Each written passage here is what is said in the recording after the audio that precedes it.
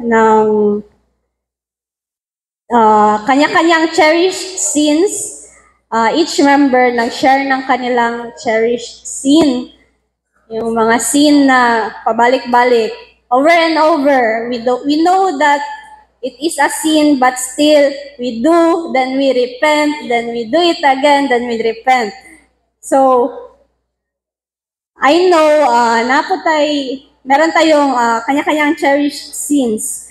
Then, discuss namin what must be done to overcome them. So, we agreed that no one is really safe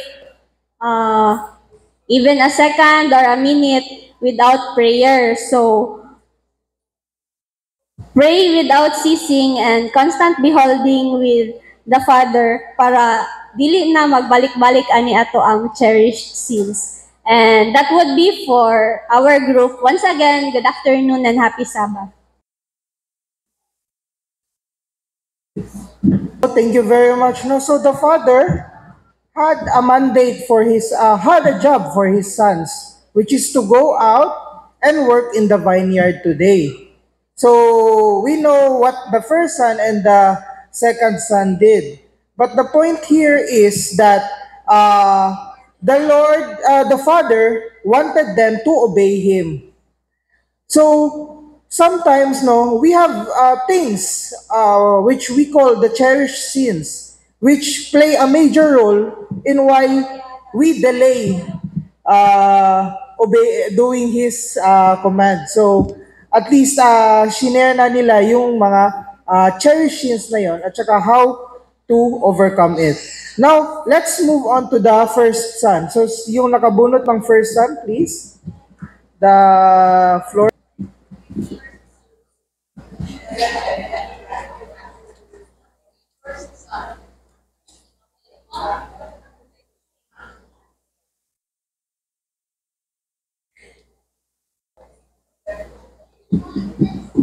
Good afternoon, everyone.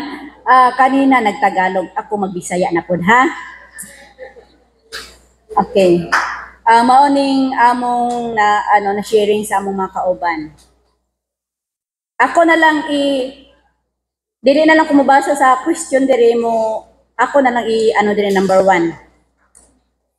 Ang number 1 mao ni ang gi-sharing sa akong mga kauban. Sabi, ako na lang basahon di ay. What is responsibility by the first son? Ang ilang gipang tubag mao ni. Mga membro nga kusog mobalibad pero mo trabaho di ay. Ano siya? Number 2, what are their characteristics? Kugihan pero mamalibaray. Kamao mamalandong og maghinulsol kung mali ang iyang gisulti o iyang gibuhat. And number 3, who are in these last days? Makadi ang ilang sharing. Number 3, pwede ni ang mga membro sa iglesia nga mobalibad, tagaan bahin or office, pero mo trabaho man di ay. Pwede pod ni sa mga tawo nga wala pa mudawat karon sa kamatauran, pero pag-abot sa Sunday law moapil sa magpabautismo ug mudawat sa mensahe. Mao kana ang number 3. Ang number 4, why do you think the son did not say, you will ask? Kini nga klase nga anak na ay baruganan, nga dili madala, nakabalibad siya kay posible dili siya dali ma-convince. Pero mamalandong siya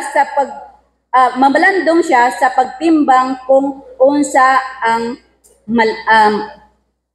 ang malabing maayo. Maupot kita mga kaigsuonan nga ato jung hunahunaon o pamalandungan nato ang unsay maayo nga moabot nga mga unsanit kaning sa atong kinabuhi o daghang salamat o kinilang ang among gi-sharing sa among grupo.